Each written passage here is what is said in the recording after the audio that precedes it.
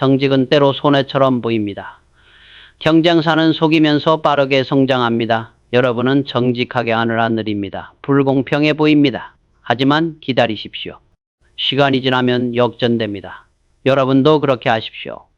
단기 손해를 감수하더라도 정직하십시오. 역사는 여러분을 기억할 겁니다. 좋게요. 시장은 속일 수 있습니다. 하지만 역사는 못 속입니다. 역사에 떳떳한 선택을 하십시오. 기술에 의존하지 말고 기술을 통제하라. 기술은 도구입니다. 강력하지만 도구일 뿐입니다. 많은 사람이 착각합니다. 기술이 모든 걸 해결해 준다고 생각합니다. 틀렸습니다. 기술은 방향을 모릅니다. 사람이 방향을 정해야 합니다. 기술에 의존하는 기업들이 있습니다. 최신 시스템을 도입하면 모든 게 해결될 거라고 믿습니다. AI를 도입하면 자동으로 잘 될 거라고 생각합니다. 하지만 그렇지 않습니다. 기술은 도구입니다. 어떻게 쓰느냐가 중요합니다. 저는 기술을 도입할 때 항상 물었습니다. 이 기술로 우리가 무엇을 할 것인가? 이 기술이 우리 전략에 어떻게 기여하는가? 기술 자체가 목적이 아니었습니다. 전략을 실현하는 수단이었습니다. 인간이 도구의 도구가 되고 있다. 기술이 우리를 통제하게 하지 마십시오. 우리가 기술을 통제해야 합니다. 주객이 전도되면 안 됩니다. 스마트폰을 보십시오. 편리한 도구입니다. 하지만 많은 사람이 중독됐습니다. 스마트폰이 그들을 통제합니다. 알림이 울리면 즉시 화군합니다. 주체적이지 못합니다. 기술의 노예가 됐습니다. 기업도 마찬가지입니다. ERP 시스템을 도입합니다. 좋습니다. 하지만 시스템에 끌려다니면 안 됩니다. 시스템이 이렇게 되어 있어서 어쩔 수 없어요. 이런 말을 하면 안 됩니다. 시스템을 우리 필요에 맞게 고쳐야 합니다. 삼성이 자동화를 도입할 때도 그랬습니다. 기계가 모든 걸 하게 하지 않았습니다. 사람이 판단하고 결정하게 했습니다. 기계는 보조 역할입니다. 주도권은 사람이 가집니다. 이게 올바른 관계입니다. 인공지능 시대가 옵니다. 많은 사람이 불안해합니다. AI가 내일을 빼앗을까? 잘못된 질문입니다. 올바른 질문은 내가 AI를 어떻게 활용할까? 입니다. AI를 두려워하지 말고 통제하십시오. 기술을 통제하려면 이해해야 합니다. 작동 원리를 알아야 합니다. 한계를 알아야 합니다. 그래야 올바르게 사용할 수 있습니다. 모르고 쓰면 의존하게 됩니다. 문제가 생겨도 대처하지 못합니다. 저는 기술자들과 많은 시간을 보냈습니다. 원리를 배웠습니다. 완전히 이해하지 못해도 기본은 알았습니다. 그래서 올바른 질문을 할 수 있었습니다. 올바른 결정을 내릴 수 있었습니다. 항공기 사고를 보십시오. 많은 경우 자동 시스템에 너무 의존했다가 발생합니다. 조종사가 시스템만 믿고 판단력을 잃습니다. 위기 상황에서 대처하지 못합니다. 기술에 의존한 결과입니다. 기술은 실수합니다. 완벽하지 않습니다. AI도 틀립니다. 시스템도 오류가 있습니다. 그래서 사람의 판단이 필요합니다. 최종 결정은 사람이 해야 합니다. 기술에 맡기면 안 됩니다. 여러분은 기술을 통제하고 있습니까? 아니면 기술에 끌려다닙니까? 정직하게 답하십시오. 스마트폰 알림을 끕니까? 아니면 즉시 확인합니까? 시스템 추천을 의심합니까? 아니면 그대로 따릅니까? 기술을 통제하는 습관을 만드십시오. 알림을 끄십시오. 일정 시간 동안 기술을 쓰지 마십시오. 시스템 결과를 검증하십시오. 스스로 판단하는 연습을 하십시오. 그래야 주도권을 지킬 수 있습니다. 미래에는 기술이 더 강력해집니다. 더 똑똑해집니다. 의존하기 쉬워집니다. 하지만 그럴수록 통제력이 중요합니다. 기술의 노예가 되지 마십시오. 기술의 주인이 되십시오. 기술을 활용하되 의존하지 마십시오. 통제하십시오. 그게 미래를 살아가는 법입니다. 많은 사람이 부자의 특권만 봅니다. 큰 집, 좋은 차, 편한 생활 부러워합니다. 하지만 책임은 보지 않습니다. 부자는 더 큰 책임을 집니다. 책임을 지지 않으면 부를 가질 수 없습니다. 작은 책임만 지는 사람은 작은 보상을 받습니다. 큰 책임을 지는 사람이 큰 보상을 받습니다. 간단한 원칙입니다. 책임 없이 부를 원하는 건 도둑질을 원하는 것과 같습니다. 저는 삼성 전체를 책임졌습니다. 수만 명의 직원, 수백만 고객, 수많은 협력사. 이 모든 게 제 어깨에 있었습니다. 무거웠습니다. 밤잠을 못 잤습니다. 하지만 그게 리더의 책임입니다. 책임의 대가는 위대합니다. 위대함을 원하십니까? 그렇다면 책임을 지십시오. 더 많은 책임을, 더 무거운 책임을요. 책임이 여러분을 성장시킵니다. 직장인을 보십시오. 책임을 회피하는 사람은 승진하지 못합니다.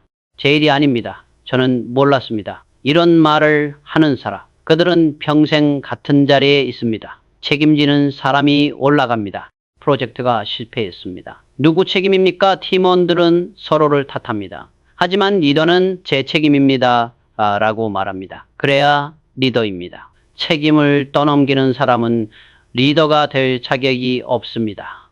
삼성에서도 그랬습니다. 문제가 생기면 저는 제 책임으로 받아들였습니다. 직원 탓하지 않았습니다. 시스템 탓하지 않았습니다.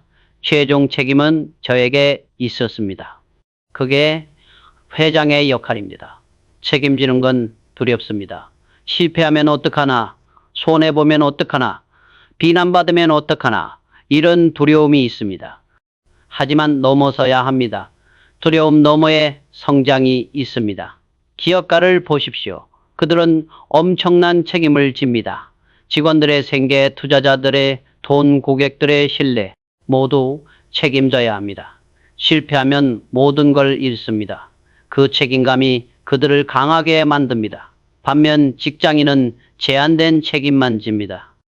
월급을 받는 대신 일정 시간 일하면 됩니다. 회사가 망해도 다른 직장을 찾으면 됩니다. 책임이 작습니다. 그래서 보상도 제한적입니다. 부자가 되고 싶다면 기업가처럼 생각하십시오. 더 많은 책임을 지겠다고 마음 먹으십시오. 프로젝트를 맡으십시오. 실패 위험이 있어도요, 팀을 이끄십시오. 결과가 불확실해도요, 책임이 여러분을 키웁니다. 물론 무책임하게 책임지면 안 됩니다. 준비 없이 큰 책임을 지면 실패합니다. 작은 책임부터 시작하십시오. 성공 경험을 쌓으십시오. 그리고 점점 큰 책임으로 나아가십시오. 저도 그랬습니다. 처음에는 작은 사업부를 맡았습니다. 성공했습니다. 더 큰 책임을 맡았습니다. 또 성공했습니다. 단계적으로 올라갔습니다. 갑자기 전체를 맡은 게 아닙니다. 책임은 고난과 함께 옵니다. 더 많은 책임을 지면 더 많은 고난을 가집니다. 더 많이 결정할 수 있습니다. 더 많이 영향을 미칠 수 있습니다. 그게 부의 원천입니다. 직원에게 물었습니다. 여러분은 무엇을 책임지고 있습니까? 많은 사람이 답하지 못했습니다. 그저 시키는 일만 합니다. 책임지는 게 없습니다. 그래서 성장하지 못합니다. 책임을 찾으십시오. 이건 제가 책임지겠습니다. 이렇게 말하십시오. 상사가 놀랄 겁니다. 대부분은 책임을 피하려고 하니까요. 여러분이 책임지면 기회가 옵니다. 더 큰 프로젝트, 더 높은 자리, 실패하면 어떻게 안 하고요? 책임지십시오. 인정하고 배우고 다시 시도하십시오. 실패를 책임지는 사람을 사람들은 존경합니다. 다시 기회를 줍니다. 실패를 회피하는 사람은 신뢰하지 않습니다. 제가 품질 문제로 제품을 리콜했을 때 많은 돈이 들었습니다. 제 결정이었습니다. 제 책임이었습니다. 도망가지 않았습니다. 그 책임감이 직원들의 신뢰를 얻었습니다. 고객들의 존경을 받았습니다. 부자들을 보십시오. 워런 버핏, 일론 머스크, 빌 게이츠. 그들은 엄청난 책임을 집니다. 수만 명의 직원, 수백만 주주, 사회 전체 그 책임에 상응하는 부를 가집니다. 책임 없이 부를 가진 사람은 없습니다. 여러분도 그렇게 하십시오. 책임을 두려워하지 마십시오. 오히려 찾아 나서십시오. 제가 하겠습니다. 제 책임입니다. 이런 말을 자주 하십시오. 이 처음엔 무섭습니다. 하지만 습관이 됩니다. 책임은 무게입니다. 하지만 그 무게가 여러분을 강하게 만듭니다. 근육을 키우려면 무거운 것을 들어야 합니다. 인생도 마찬가지입니다. 무거운 책임이 여러분을 키웁니다. 부자가 되고 싶습니까? 그렇다면 먼저 책임을 지십시오. 작은 것부터 시작하십시오. 그리고 계속 더 큰 책임으로 나아가십시오. 책임이 부를 가져옵니다. 사람을 남기지 못한 조직은 결국 사라진다. 건물이 조직을 만들지 않습니다. 시스템이 조직을 만들지 않습니다. 사람이 조직을 만듭니다. 좋은 사람을 키우지 못하면 조직은 결국 무너집니다. 리더의 가장 중요한 역할은 후계자를 키우는 겁니다. 많은 리더가 착각합니다. 자신이 영원히 있을 거라고 생각합니다. 후계자를 키우지 않습니다. 권력을 나눠주기 싫어합니다. 그러다 갑자기 사라지면 조직이 혼란에 빠집니다. 누가 이끌 것인가 아무도 준비되지 않았습니다. 저는 일찍부터 후계자를 생각했습니다. 누가 삼성을 이끌 것인가, 어떤 인재가 필요한가 계속 고민했습니다. 인재를 찾았습니다. 키웠습니다.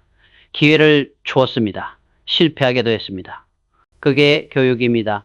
훌륭한 지도자를 알아보는 방법은 그가 떠난 후를 보는 것이다.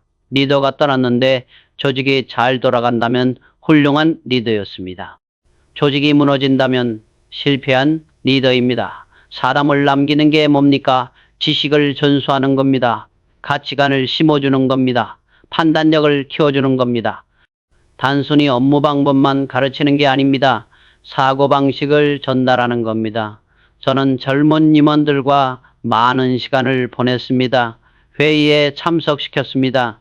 제 생각을 설명했습니다. 왜 이렇게 결정했는지, 무엇을 고려했는지 그들이 배우게 했습니다. 단순히 결과만 통보하지 않았습니다. 애플도 같은 어려움을 겪었습니다. 스티브 잡스가 떠난 후 어떻게 될 것인가 많은 사람이 걱정했습니다. 하지만 팀 쿡이 잘 이어갔습니다. 왜? 잡스가 문화를 남겼기 때문입니다. 사람들 속에 애플의 DNA가 살아있었습니다. 후계자를 키우는 건 시간이 걸립니다. 10년, 20년. 조급하게 하면 안 됩니다. 천천히, 단계적으로 키워야 합니다. 작은 책임부터 맡기고 점점 큰 책임을 줍니다. 실패도 경험하게 합니다. 많은 리더가 실수합니다. 후계자를 경쟁자로 봅니다. 위협으로 느낍니다. 그래서 억누릅니다. 기회를 주지 않습니다. 이기적입니다. 조직을 생각하지 않는 겁니다. 저는 다르게 생각했습니다. 저보다 더 뛰어난 사람이 나와야 합니다. 삼성이 계속 성장하려면요. 제 자존심 때문에 조직의 미래를 희생할 수는 없습니다. 그래서 적극적으로 인재를 키웠습니다. 어떻게 키웁니까? 첫째, 기회를 주십시오. 중요한 프로젝트를 맡기십시오. 실패할 수도 있습니다. 괜찮습니다. 배웁니다. 둘째, 권한을 주십시오. 의사결정권을요. 책임도 함께 줍니다. 셋째, 피드백을 주십시오. 무엇을 잘했고 무엇을 못했는지. 좋은 후계자는 두 가지를 가집니다. 조직의 핵심 가치를 이해합니다.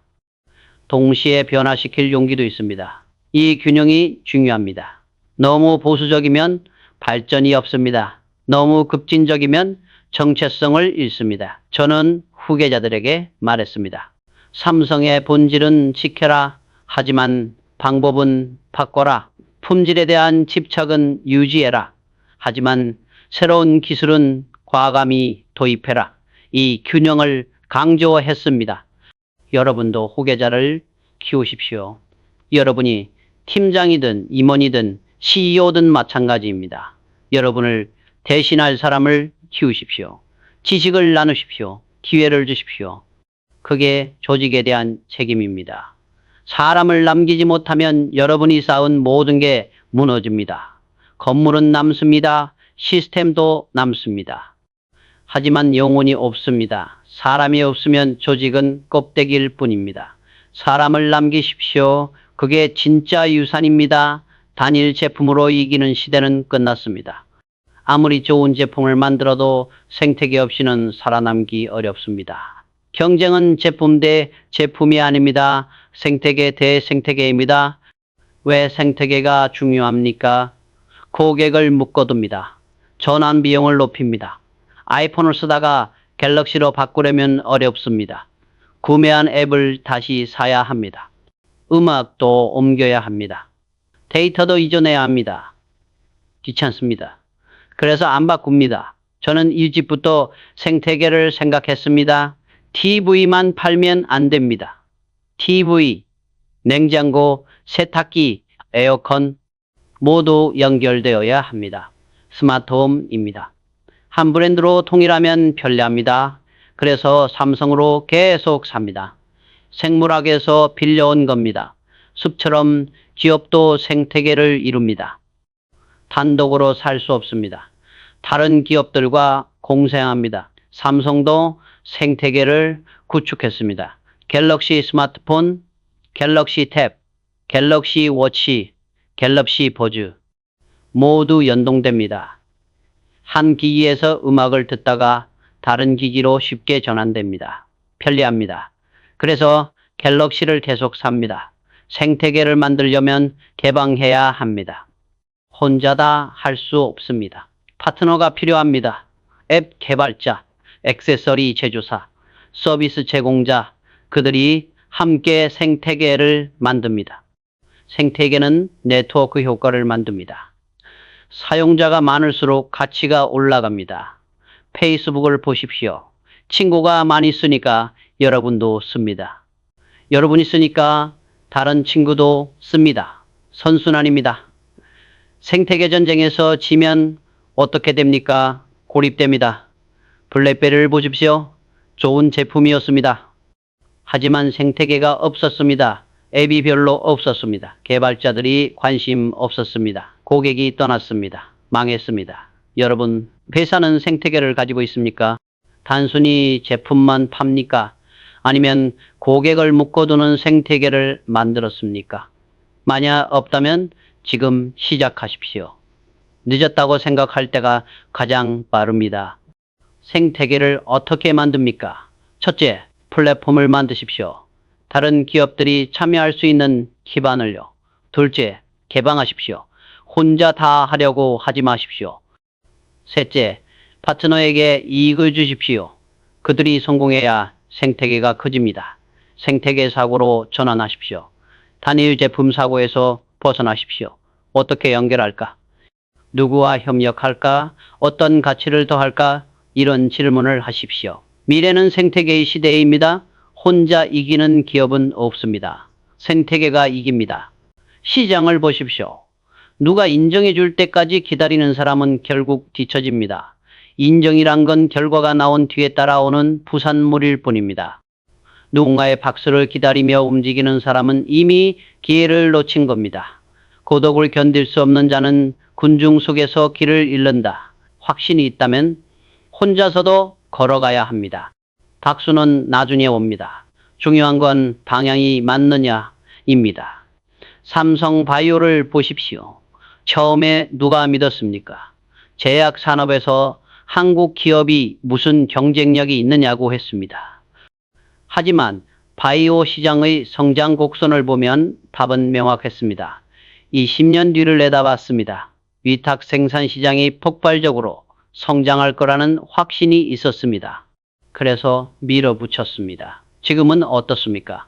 세계 3위 안에 듭니다. 글로벌 제약사들이 줄을 섭니다. 그때 남들의 인정을 기다렸다면 이런 결과는 없었을 겁니다. 스스로 확신했기 때문에 가능했던 겁니다. 여러분, 확신과 자만을 혼동하지 마십시오. 확신은 데이터와 분석에서 나옵니다. 자만은 감정에서 나옵니다. 확신이 있다면 숫자로 설명할 수 있어야 합니다. 논리로 증명할 수 있어야 합니다. 그게 안 되면 그건 확신이 아니라 망상입니다. 시장을 이기려면 외로움을 견뎌야 합니다. 초기에는 늘 혼자입니다. 아무도 이해해 주지 않습니다. 비웃음만 돌아옵니다. 하지만 그 시간을 버텨내는 사람이 결국 승자가 됩니다. 남들이 뭐라 하든 자신의 분석을 믿고 전진하는 겁니다. 미래 산업은 더욱 그럴 겁니다. 인공지능, 양자 컴퓨팅, 바이오 헬스 이런 분야들은 지금 대부분 사람들이 이해하지 못합니다. 당장 돈이 안 듭니다. 하지만 10년 뒤를 보십시오. 세상을 지배할 겁니다. 지금 확신을 가지고 움직이는 사람이 그때 가서 웃습니다. 한 가지 명심하십시오. 남들의 인정을 구하는 순간 여러분의 판단은 흔들립니다. 시장을 보지 않고 남의 눈치를 봅니다. 데이터가 아니라 여론에 휘둘립니다. 그건 사업이 아닙니다. 정치입니다. 부자가 되고 싶습니까? 그렇다면 외로운 길을 가십시오. 스스로 확신할 때까지 파고드십시오. 숫자를 보고 또 보십시오. 논리를 세우고 검증하십시오. 그렇게 확신이 섰다면 밀고 나가는 겁니다. 남들이 박수 칠 때까지 기다리지 마십시오. 그때는 이미 늦습니다. 혼란스러울 때 사람들은 목소리 큰 사람을 따릅니다. 감정에 휘둘립니다. 공포에 떨거나 희망에 들떱니다. 그런데 그게 전부 함정입니다. 시장은 감정으로 있는 게 아닙니다. 데이터로 있는 겁니다. 금융위기를 떠올려 봅니다. 세상이 무너지는 것처럼 보였습니다. 언론은 공황 상태였습니다. 전문가들도 손을 놓았습니다. 그런데 저는 숫자를 봤습니다. 반도체 수요 통계를 분석했습니다. 스마트폰 보급 속도를 계산했습니다. 결론은 명확했습니다. 위기는 오지만 수요는 사라지지 않습니다.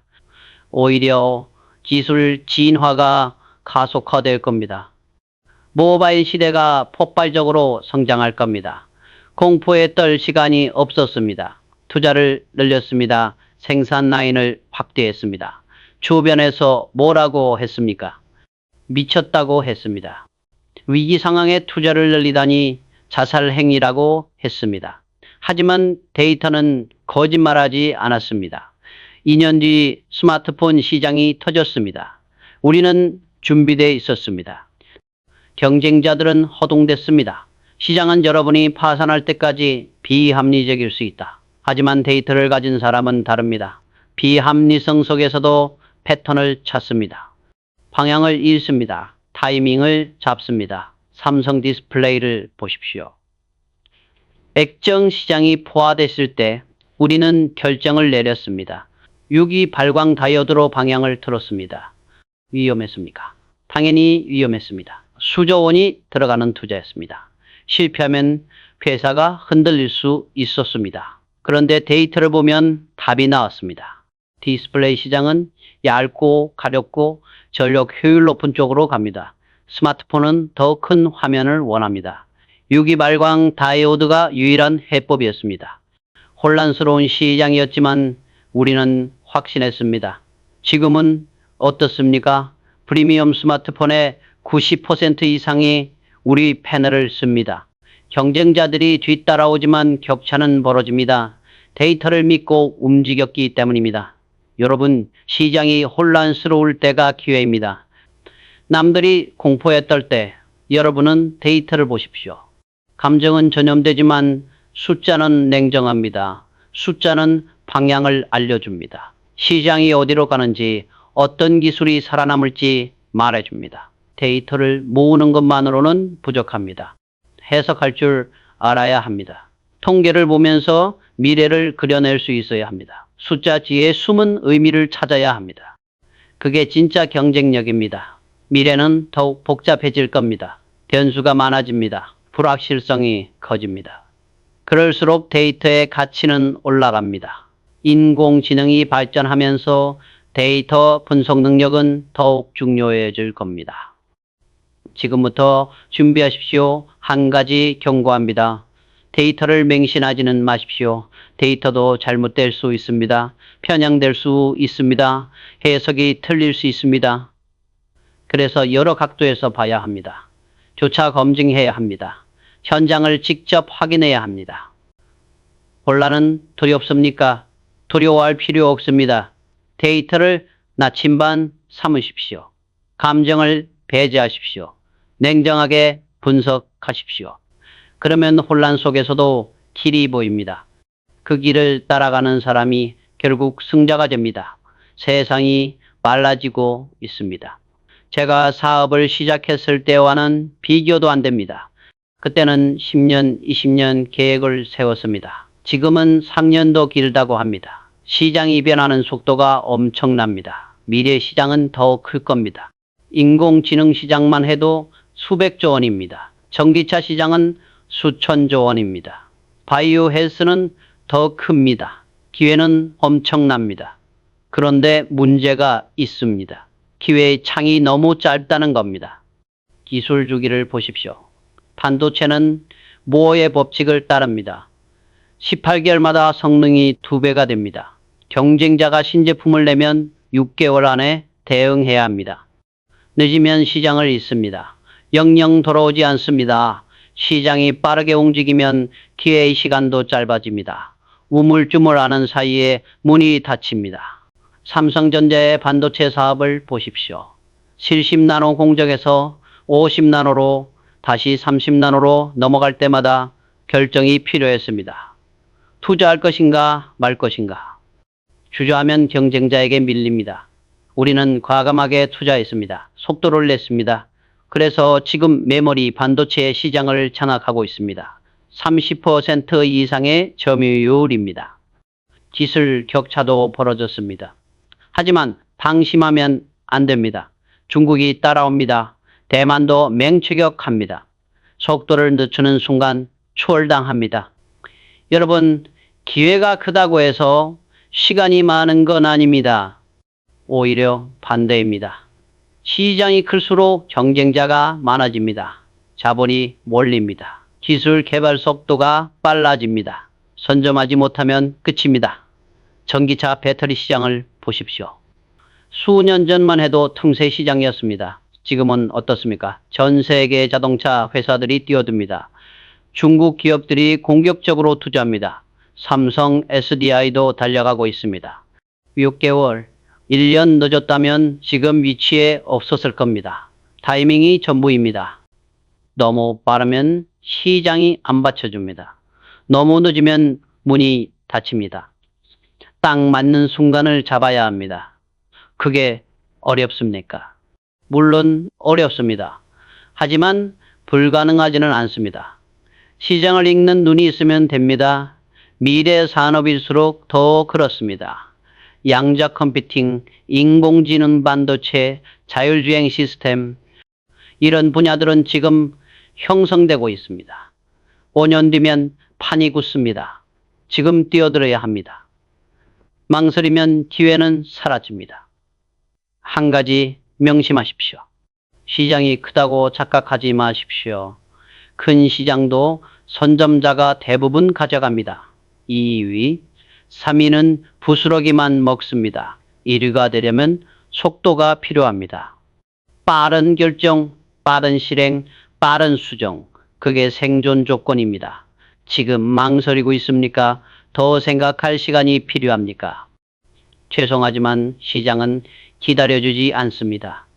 데이터를 보십시오. 분석을 끝내십시오.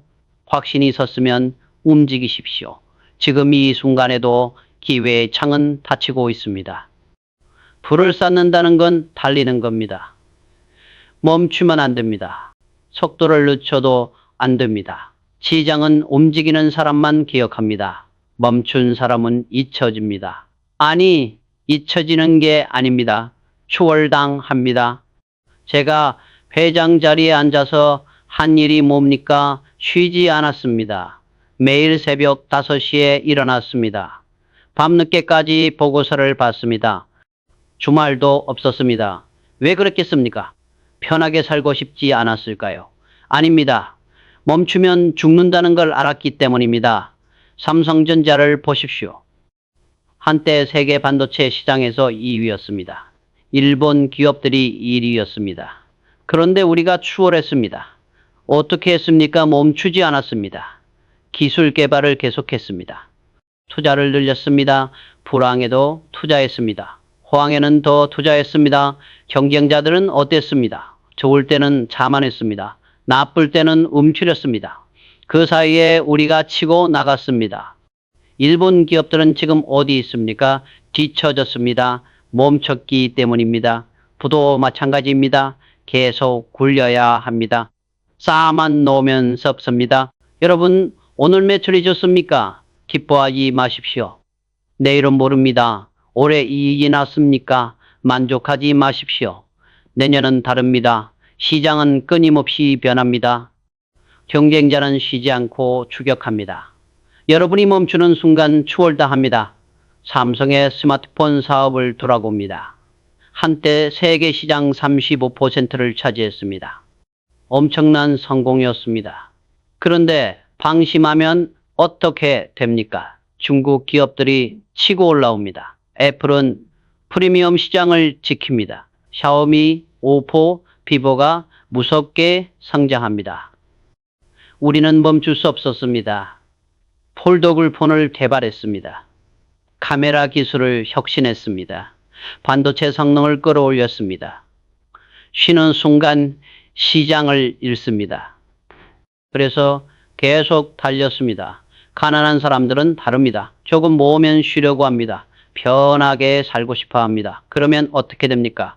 인플레이션이 돈을 갉아먹습니다. 기회비용이 누적됩니다. 10년 뒤 보면 제자리입니다. 아니, 뒤처져 있습니다. 부의 속도를 유지하는 방법이 뭡니까? 학습입니다. 끊임없이 배우십시오. 새로운 기술을 익히십시오. 시장 변화를 추적하십시오. 책을 읽으십시오. 전문가를 만나십시오. 데이터를 분석하십시오. 그게 속도를 유지하는 연료입니다. 투자도 마찬가지입니다. 돈을 굴리십시오. 묵혀두지 마십시오. 부동산, 주식, 삶 뭐든 좋습니다. 움직이게 하십시오. 정기예금에만 넣어두면 어떻게 됩니까? 실질 가치가 떨어집니다. 그건 속도를 늦추는 겁니다. 미래는 더 빠를 겁니다. 인공지능이 발전하면서 변화 속도가 가속됩니다. 자동화가 확산되면서 경쟁은 치열해집니다. 여러분이 지금 속도를 내지 않으면 따라잡을 수 없습니다.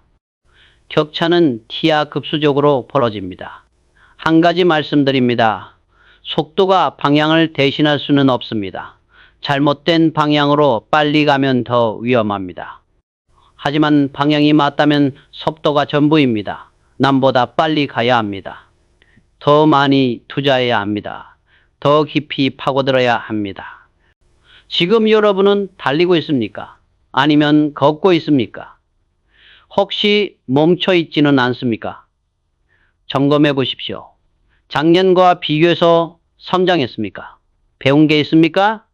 투자가 늘었습니까? 없다면 위험합니다. 부의 속도가 멈췄습니다. 다시 가속하십시오. 지금 당장 시작하십시오.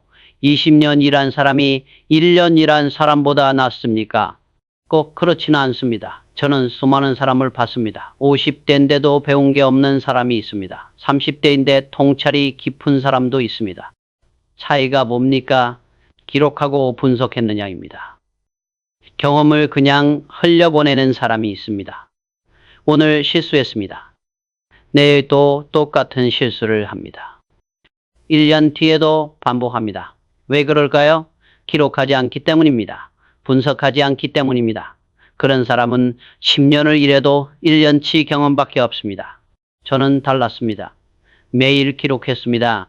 회의 내용을 적었습니다. 실패한 이유를 분석했습니다.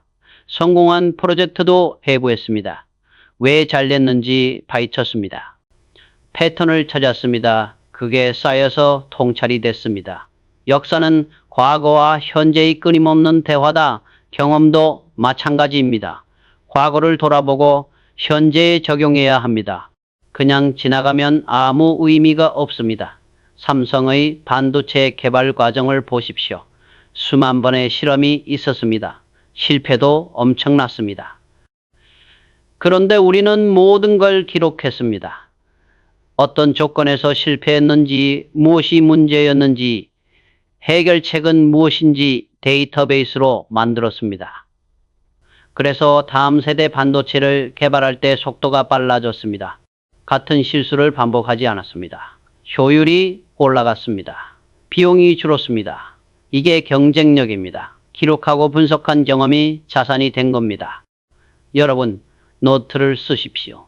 디지털이든 아날로그든 상관없습니다. 중요한 건 기록하는 겁니다. 오늘 무슨 일이 있었습니까? 어떤 결정을 내렸습니까? 결과는 어땠습니까? 왜 그랬습니까? 다 적으십시오. 주말에는 한 주를 돌아보십시오. 무엇을 배웠습니까?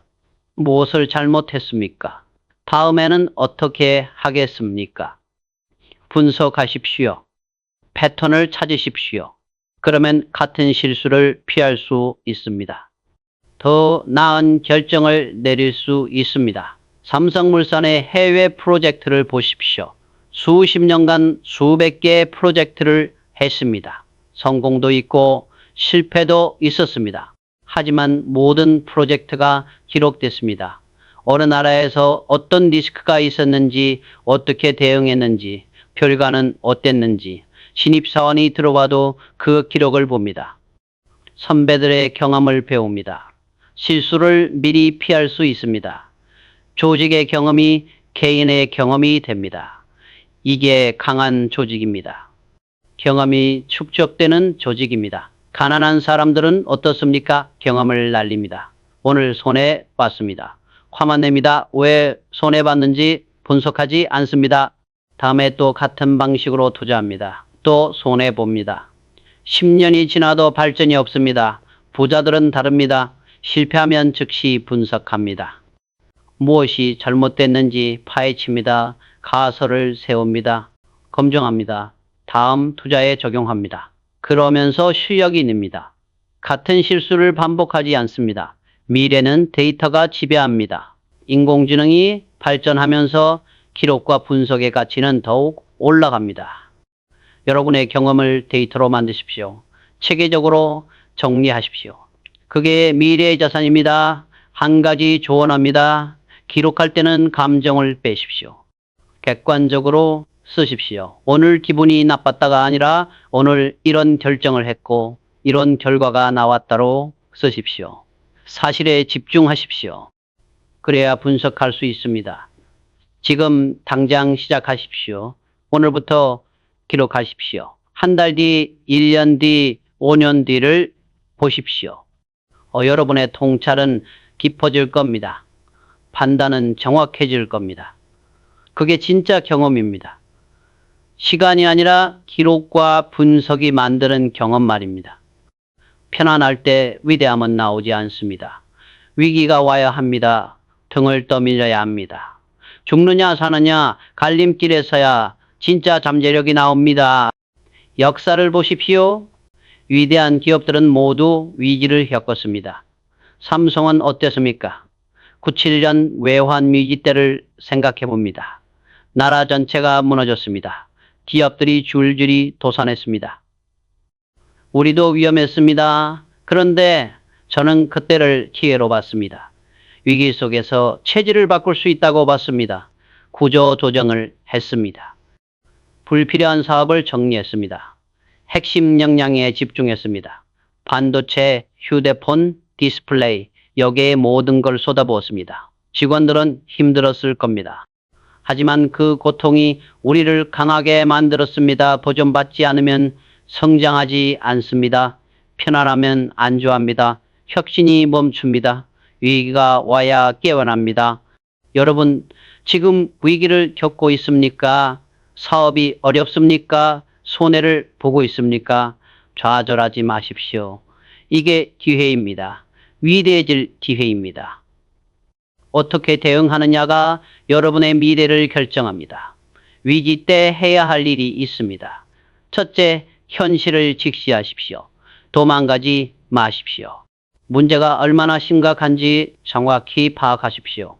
둘째, 핵심에 집중하십시오. 부수적인 것들을 버리십시오. 셋째, 과감하게 투자하십시오. 남들이 움츠릴 때 여러분은 전진하십시오. 삼성전자의 메모리 반도체 사업이 그랬습니다. 80년대에 시작했을 때 엄청난 손실을 봤습니다. 매달 적자였습니다. 주변에서 철수하라고 했습니다. 하지만 저는 버텼습니다. 오히려 투자를 늘렸습니다. 왜 그랬습니까? 미래를 봤기 때문입니다. 반도체 없이는 디지털 시대가 올 수 없다는 걸 알았습니다. 위기를 견디면 기회가 온다는 확신이 있었습니다. 결과는 어땠습니까? 10년 뒤 세계 1위가 됐습니다.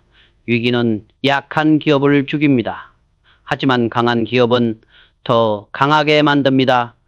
위기 속에서 불필요한 것들이 걸러집니다. 핵심만 남습니다. 조직이 단단해집니다. 생존한 기업은 경쟁력이 몇 배로 높아집니다. 미래에도 위기는 올 겁니다. 경제 위기, 기술 변화, 지정학적 갈등, 예측할 수 없는 일들이 일어날 겁니다. 준비하십시오. 위기를 두려워하지 마십시오. 오히려 위기를 활용할 방법을 고민하십시오. 한 가지 명심하십시오. 위기 자체가 기회를 주는 건 아닙니다. 위기에 어떻게 대응하느냐가 중요합니다. 두려워서 움츠리면 죽습니다. 과감하게 맞서면 성장합니다. 선택은 여러분의 몫입니다. 위대해지고 싶습니까? 그렇다면 위기를 껴안으십시오. 시장을 보면 재미있습니다. 돈은 거짓말을 하지 않습니다. 숫자는 명확합니다. 이익이 나면 나는 겁니다. 손해가 나면 나는 겁니다. 중간이 없습니다. 변명이 통하지 않습니다. 그런데 사람은 다릅니다. 흔들립니다. 감정에 휘둘립니다. 제가 임원들을 볼 때 가장 답답한 게 뭔지 아십니까? 숫자는 명확한데 사람들이 인정하지 않는 겁니다. 적자가 났는데 핑계를 댑니다. 시장 상황이 안 좋았습니다. 경쟁사가 덤핑했습니다. 그게 무슨 소용입니까? 결과는 적자입니다. 돈은 정직합니다. 여러분이 잘했으면 돈이 들어옵니다. 못했으면 나갑니다. 간단합니다. 그런데 사람들은 복잡하게 만듭니다. 온갖 이유를 붙입니다. 자기 합리화를 합니다. 그러면서 같은 실수를 반복합니다. 장기 전망만 이야기하면서 지금의 손실을 외면하면 안 됩니다. 지금 흘리는 피가 진짜입니다.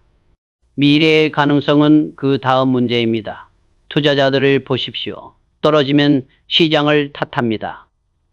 정부를 탓합니다. 운이 없었다고 합니다. 그런데 돈은 어떻습니까? 손실입니다. 정직하게 결과를 보여줍니다. 삼성전자가 스마트폰 시장에 진입했을 때를 생각해 봅니다.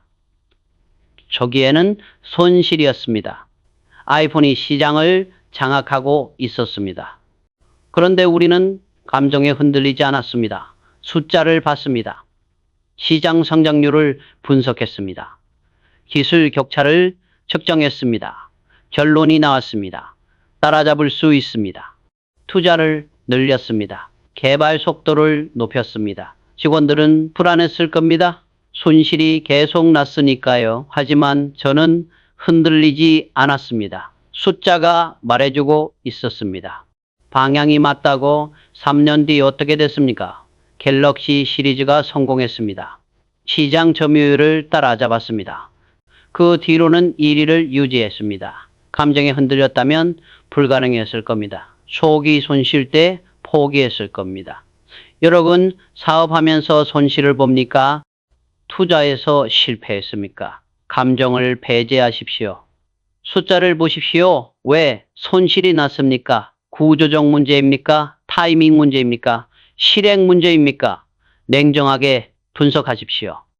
분석 결과 구조적 문제면 철수하십시오.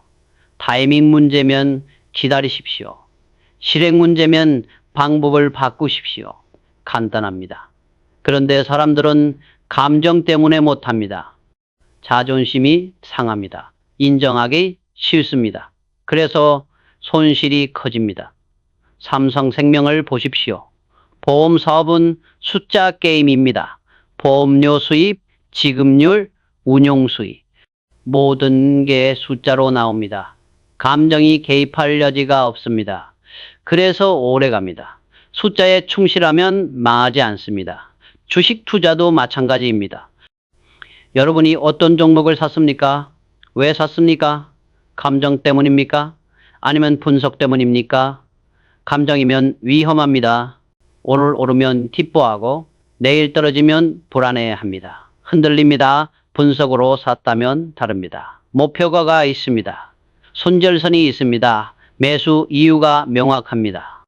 시장이 흔들려도 여러분은 안 흔들립니다. 숫자가 기준이기 때문입니다. 돈처럼 정직하게 행동하는 겁니다. 미래 투자는 더욱 그럴 겁니다. 인공지능이 발전하면서 감정적 투자는 살아남기 어렵습니다. 알고리즘이 숫자를 분석합니다. 패턴을 찾습니다. 감정 없이 거래합니다. 사람도 그래야 합니다. 감정을 버리고 숫자를 따라야 합니다. 한 가지 말씀드립니다. 돈처럼 정직해지십시오. 여러분의 실력을 숫자로 증명하십시오. 감정으로 변명하지 마십시오. 결과가 나쁘면 인정하십시오. 좋으면 교만하지 마십시오. 다음 숫자를 준비하십시오. 사람은 흔들립니다. 그게 인간입니다. 하지만 부자가 되려면 흔들리면 안 됩니다. 돈처럼 정직해져야 합니다. 시장처럼 냉정해야 합니다. 숫자처럼 명확해야 합니다. 그게 가능합니까? 후연하면 가능합니다. 지금부터 시작하십시오. 부자와 가난한 사람의 차이가 뭡니까?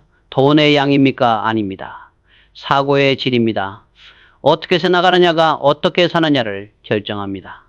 같은 기회를 봐도 다르게 판단합니다. 같은 정보를 들어도 다르게 해석합니다. 가난한 사람은 단기로 생각합니다. 오늘 당장 얼마 버느냐를 봅니다. 부자는 10년을 봅니다. 20년을 봅니다. 오늘 손해봐도 미래 가치가 크면 투자합니다. 사고의 시간축이 다릅니다. 제가 반도체 사업을 시작했을 때를 돌아봅니다. 당장은 손실이었습니다. 몇 년간 적자를 봤습니다. 단기로 생각했다면 포기했을 겁니다. 하지만 저는 20년 뒤를 봤습니다. 디지털 시대를 상상했습니다. 그래서 버텼습니다. 세상은 우리의 표상이다. 여러분이 세상을 어떻게 보느냐가 여러분의 세상을 만든다는 겁니다. 부자는 기회를 봅니다. 가난한 사람은 위험을 봅니다. 같은 상황인데 다른 세상이 됩니다. 사고의 질을 높이려면 어떻게 해야 합니까? 첫째, 깊이 생각하십시오. 표면만 보지 마십시오. 왜 그런지 파고드십시오. 근본 원인을 찾으십시오. 둘째, 넓게 생각하십시오. 한 분야만 보지 마십시오. 연결고리를 찾으십시오. 삼성의 수직 계열화 전략을 보십시오. 반도체를 만들고 디스플레이를 만들고 스마트폰을 만듭니다. 왜 그럴까요? 각 부품이 연결되기 때문입니다. 반도체 성능이 좋아야 스마트폰이 좋아집니다. 디스플레이가 좋아야 사용자 경험이 좋아집니다. 이런 사고는 하루아침에 나오지 않습니다. 오랜 시간 공부해야 합니다. 산업 구조를 이해해야 합니다. 기술 발전 방향을 예측해야 합니다. 사고의 질이 높아야 이런 전략이 나옵니다. 여러분의 사고는 어떻습니까? 단순합니까? 복잡합니까? 단순하다고 나쁜 건 아닙니다. 하지만 단순한 사고로는 복잡한 문제를 풀 수 없습니다. 현대 경제는 복잡합니다. 기술은 더 복잡합니다. 사고의 질을 높여야 합니다. 책을 읽으십시오. 다양한 분야의 책을 읽으십시오. 경제, 기술, 역사, 철학 모두 연결됩니다. 사고의 폭이 넓어집니다. 깊이가 생깁니다. 그러면 기회가 보입니다. 남들이 못 보는 걸 볼 수 있습니다. 전문가를 만나십시오. 그들의 사고방식을 배우십시오. 어떻게 문제를 정의하는지 보십시오. 어떻게 해결책을 찾는지 배우십시오. 질문하십시오. 토론하십시오. 그 과정에서 여러분의 사고가 업그레이드 됩니다. 삼성전기의 부품 사업을 보십시오. 작은 부품들입니다. 눈에 안 보입니다. 하지만 없으면 스마트폰이 안 됩니다. 컴퓨터가 안 됩니다. 자동차가 안 됩니다. 이런 통찰은 어디서 나옵니까? 사고의 질에서 나옵니다. 미래는 사고의 시대입니다. 단순 노동은 기계가 대체합니다. 인공지능이 계산합니다. 사람에게 남는 건 뭡니까? 생각입니다. 창의적 사고입니다. 전략적 판단입니다. 사고의 질이 높은 사람이 살아남습니다. 지금부터 훈련하십시오. 매일 1시간씩 깊이 생각하십시오. 한 주제를 정해서 파고드십시오. 다른 분야와 연결해 보십시오. 글로 쓰십시오. 그러면 사고가 정리됩니다. 명확해집니다. 한 가지 경고합니다. 사고의 질을 높이는 건 고통스럽습니다. 머리가 아픕니다. 복잡합니다. 하지만 피하면 안 됩니다. 부의 성장은 여기서 시작됩니다. 사고의 질이 높아지면 기회가 보입니다. 전략이 나옵니다. 결과가 달라집니다. 여러분은 어떤 사고를 하고 있습니까? 점검해 보십시오. 단순한 생각에 머물러 있지는 않습니까? 변화가 필요합니다. 지금 당장 책을 펼치십시오. 전문가를 만나십시오. 깊이 생각하십시오. 부의 성장은 그때부터 시작됩니다. 사람들이 왜 두려워합니까? 모르기 때문입니다.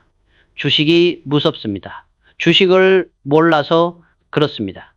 사업이 두렵습니까? 사업을 해본 적이 없어서 그렇습니다. 새로운 기술이 불안합니까? 그 기술을 이해하지 못해서입니다. 저는 미국에 처음 갔을 때를 기억합니다. 70년대였습니다. 모든 게 낯설었습니다. 언어도 문화도 비즈니스 방식도 달랐습니다. 두려웠습니까? 당연히 두려웠습니다. 하지만 두려움에 굴복하지 않았습니다. 배웠습니다. 매일 현장을 돌았습니다. 공장을 봤습니다. 경쟁사를 분석했습니다. 유통구조를 파악했습니다. 소비자를 관찰했습니다. 알면 알수록 두려움이 줄었습니다. 6개월 뒤에는 자신감이 생겼습니다. 무지를 지식으로 바꿨기 때문입니다. 아는 만큼 두렵지 않습니다.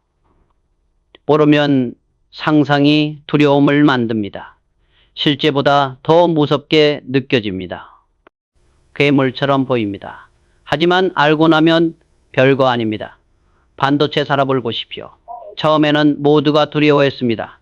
일본이 장악하고 있었습니다. 기술 격차가 컸습니다. 자본도 엄청 들어갔습니다. 위험하다고 했습니다.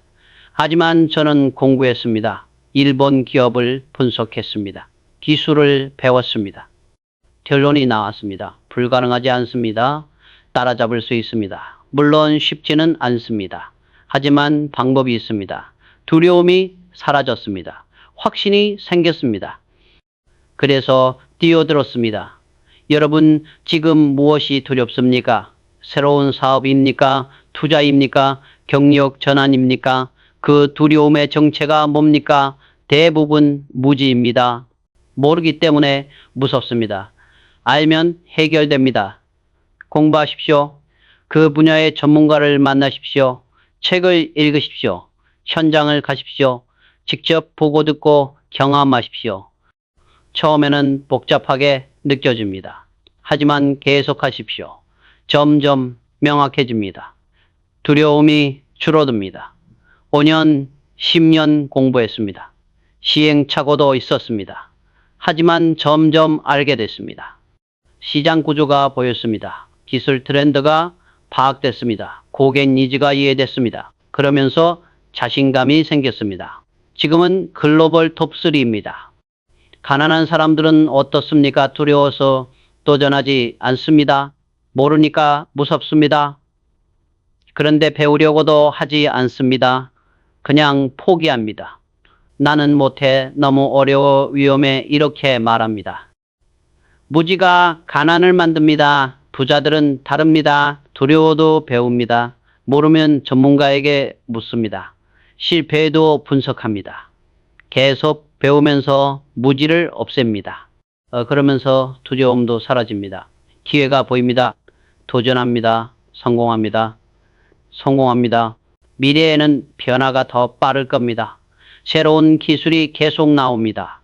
인공지능, 양자 컴퓨팅, 바이오 기술, 모르면 두렵습니다. 하지만 배우면 기회입니다. 선택은 여러분의 몫입니다. 한 가지 조언합니다. 두려움을 느낄 때 도망가지 마십시오. 정면으로 마주하십시오. 왜 두려운가 자문하십시오. 대부분 무지 때문입니다. 그럼 해법은 간단합니다. 배우십시오. 공부하십시오. 경험하십시오. 지금 당장 시작하십시오. 두려운 그 분야를 공부하십시오. 책 한 권 사십시오. 전문가 강의를 들으십시오. 온라인 강좌를 수강하십시오. 한 달만 투자하십시오. 두려움이 줄어드는 걸 느낄 겁니다. 6개월 뒤에는 자신감이 생길 겁니다. 1년 뒤에는 기회가 보일 겁니다. 질문이 답을 결정합니다. 어떤 질문을 하느냐가 어떤 삶을 사느냐를 결정합니다. 가난한 사람은 어떻게 하면 돈을 벌까라고 묻습니다. 부자는 어떤 가치를 만들어야 시장이 돈을 줄까라고 묻습니다. 질문의 수준이 다릅니다. 임원 회의 때를 보십시오. 누군가 올해 목표 달성이 어렵습니다라고 보고합니다. 저는 묻습니다. 왜 어려운가? 시장 때문인가? 우리 실력 때문인가? 경쟁사는 어떤가? 구조적 문제인가? 일시적 문제인가? 질문이 날카로워야 답이 명확해집니다. 계속 물어야 합니다. 시장에, 고객에게, 자신에게. 삼성전자가 갤럭시를 만들 때를 생각해 봅니다. 임원들에게 물었습니다. 아이폰과 무엇이 다른가? 우리만의 강점이 무엇인가? 왜 고객이 우리 제품을 선택해야 하는가? 답이 명확하지 않으면 출시하지 않았습니다. 질문하는 방법이 있습니다. 첫째, 가정을 의심하십시오. 이게 당연하다고 생각하는 것들을 의심하십시오. 왜 당연한가 물으십시오. 둘째, 데이터를 요구하십시오. 느낌이 아니라 숫자로 답하게 하십시오. 여러분이 투자를 고민한다고 하십시오. 어떤 질문을 합니까? 이 주식 오를까가 아닙니다. 그건 추측입니다. 제대로 된 질문은 이겁니다. 이 기업의 경쟁력은 무엇인가? 시장 점유율 추이는 어떤가? 향후 3년간 산업 전망은 이런 질문을 하면 답을 찾는 과정에서 배웁니다. 기업을 분석합니다. 산업을 공부합니다. 그러면서 통찰이 생깁니다. 투자 결정이 명확해집니다. 감이 아니라 논리로 판단하게 됩니다. 삼성물산의 해외 사업을 보십시오. 새로운 나라에 진출할 때마다 질문했습니다. 이 나라의 정치 리스크는 법률 시스템은 어떤가? 현지 파트너는 신뢰할 수 있는가? 환율 변동성은 모든 질문에 답이 나와야 결정했습니다. 가난한 사람들은 질문이 단순합니다. 돈 벌 수 있나? 위험하지 않나? 빨리 되나? 결과만 묻습니다. 과정은 관심 없습니다. 그래서 실패합니다. 질문이 피상적이면 답도 피상적입니다. 부자들은 질문이 구체적입니다. 이 기술의 수명 주기는 대체 기술이 나올 가능성은 규제 변화 가능성은 공급망 안정성은 질문이 깊으면 이해가 깊어집니다. 리스크를 미리 봅니다. 대비합니다. 미래를 예측하고 싶습니까? 질문하십시오. 지금 떠오르는 기술은 무엇인가? 10년 뒤 어떤 산업이 클 것인가? 어떤 기업이 살아남을 것인가? 이런 질문을 계속하다 보면 패턴이 보입니다. 방향이 보입니다. 질문에는 용기가 필요합니다.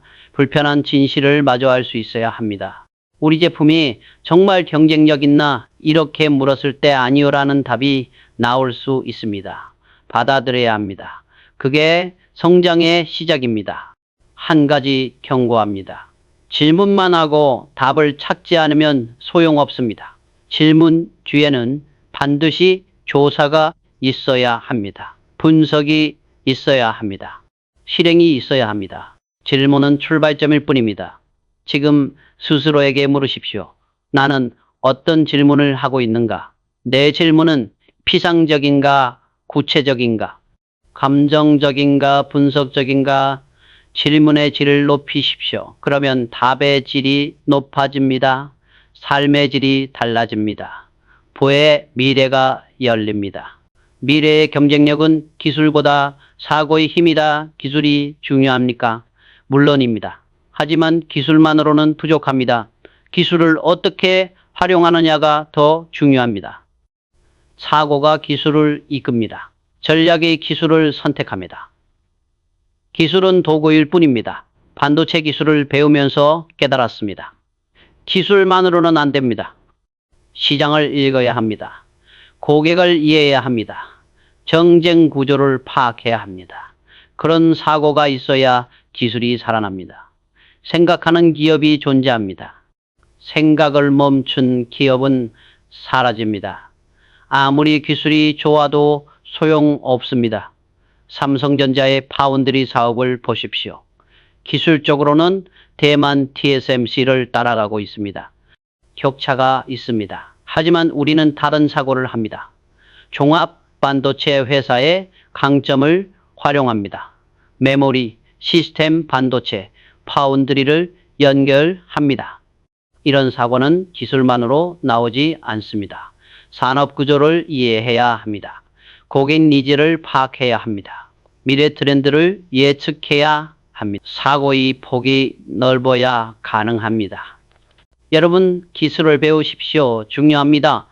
하지만 거기서 멈추지 마십시오. 그 기술이 어디에 쓰이는지 생각하십시오.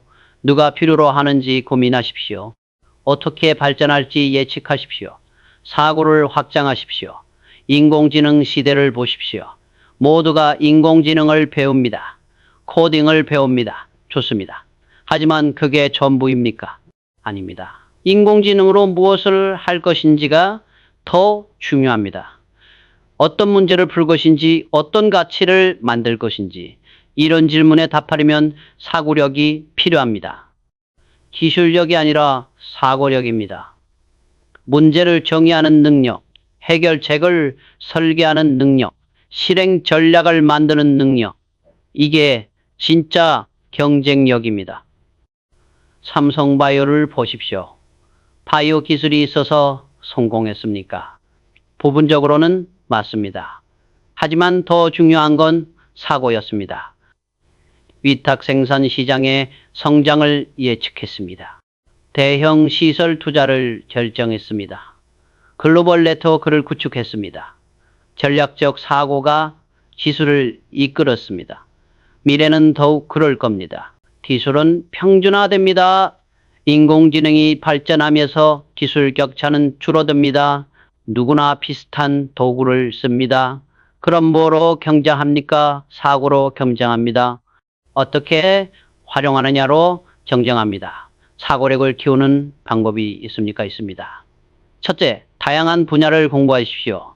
기술만 보지 마십시오. 경제, 사회, 문화를 보십시오. 연결고리를 찾으십시오. 둘째, 질문하십시오. 왜를 계속 물으십시오. 표면 아래를 파십시오. 셋째, 토론하십시오. 다른 사람의 생각을 들으십시오. 반대 의견을 경청하십시오. 그 과정에서 사고가 깊어집니다. 넓어집니다. 유연해집니다. 이게 진짜 실력입니다. 한 가지 말씀드립니다. 기술을 무시하라는 게 아닙니다. 기술은 기본입니다. 반드시 배워야 합니다. 하지만 거기서 멈추면 안 됩니다. 기술 위에 사고를 얹어야 합니다. 전략을 더해야 합니다. 그래야 진짜 경쟁력이 됩니다.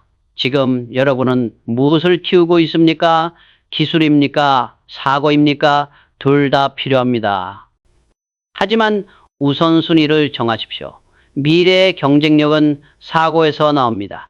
기술은 따라옵니다. 사고를 키우십시오. 그게 여러분의 미래를 결정합니다. 시장을 얕보는 사람들이 있습니다. 내가 더 잘한다. 시장이 틀렸다. 이렇게 생각합니다. 교만입니다. 시장은 수백만 명의 판단이 모인 겁니다. 여러분 혼자보다 똑똑합니다. 존중해야 합니다. 제가 배운 게 하나 있습니다. 시장과 싸우지 말라는 겁니다. 시장을 이해하십시오. 시장이 왜 그렇게 움직이는지 파악하십시오. 그러면 기회가 보입니다. 싸우면 깨집니다. 금융위기 때를 생각해 봅니다. 많은 사람들이 시장을 원망했습니다.